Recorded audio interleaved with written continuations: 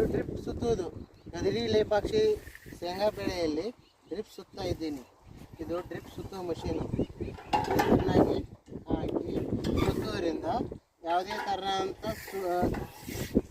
ಮಡಚುವುದಿಲ್ಲ. Pipe ಚೆನ್ನಾಗಿ round ಶೇಪ್ನಲ್ಲಿ ಸುತ್ತುವುದು. ಈ ಥರನಾಗಿ ತಿರುಗಿಸೋದು. ಗದಿರಿ ಲೇಪಾಕ್ಷಿ ಬೆಳೆಯಲ್ಲಿ ಒಳ್ಳೆ ಚೆನ್ನಾಗಿ ಡ್ರಿಪ್ನಿಂದ ಶೇಂಗಾ ಇಳುವರಿ ಚೆನ್ನಾಗಿ ಬರೋದು. ಈ ಥರ ನೋಡಿ, ಈ ಥರ